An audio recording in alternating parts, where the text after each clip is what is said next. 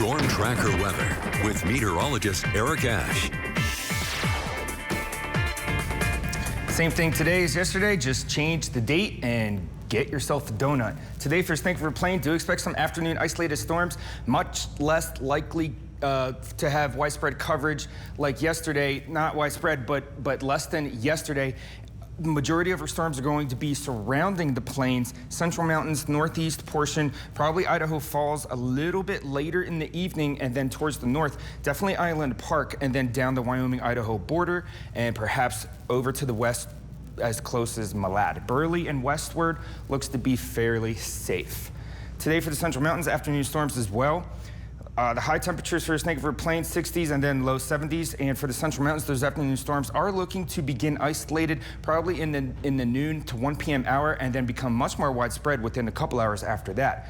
Temperatures will be in the 60s and 70 for Salmon and Chalice. For the highlands, West Wyoming, storms as well, pretty much widespread across the Wyoming area and across the border. Temperatures will be in the upper 50s, 50 for Yellowstone, low 60s for Island and Soda. Snake River Plain, tonight, do expect those storms to taper down if you have a few isolated ones.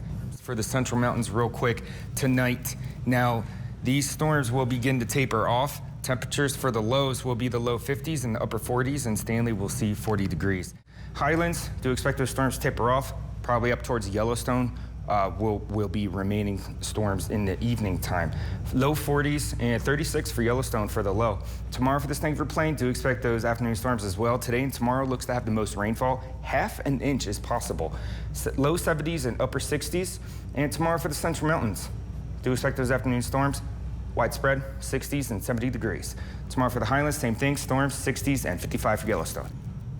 The Southeast Idaho, Chevy dealer 7-day forecast starting with Pocatello. We got some storms still expected, a bit of breather Monday and Tuesday, possible still some isolated storms. 70s into the 80s. Tuesday and Wednesday looks to be the warmest, 84 on Tuesday. And for Idaho Falls, similar conditions. Those afternoon storms continue, 70s into the 80s, and then we'll trend downward on Wednesday for the temperatures. Rexburg, afternoon storms, 60s into the low 80s, and then back downward after Tuesday.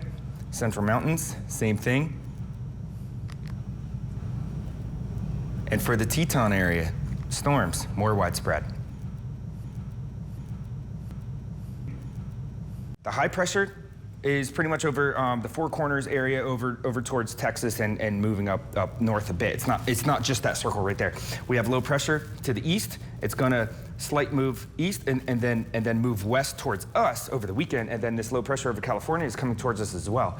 That low pressure over California is swinging a lot of moisture to us, just like any other low pressure it's been for the past couple weeks. It looks to be this way for the next week and a half. You can see this is where our snowpack remains. Throughout the United States, the western portion, besides the Sierras and all the other mountains in California, we have a lot of snowpack in these areas. Storms are expected today throughout the whole land, but it looks to be a bit of relief for the lower Snake River Plain, Magic Valley, Burley. You might miss out on some storms. Majority of storms are going to occur central mountains, towards the Arco Basin, probably a bit north of Craters, and northeast Idaho, and down this sliver of Wyoming along the border, and then some portions of southeast Idaho looks to be the most widespread of storms, more than yesterday. And for today and tomorrow, it looks like much more increase for some localized flash flooding and a greater chance of some small to medium-sized hail. So, come hail or high flooding waters, I would have a plan. Talk to those that you live with or family members that you'd like to take care of. Make sure they have a plan, because throughout the next week, perhaps week and a half, at this time, we are still looking at these afternoon storms. And with this amount of instability and this high making it very difficult for a good flow to go across the United States, we're gonna keep seeing potential for those weather hazards.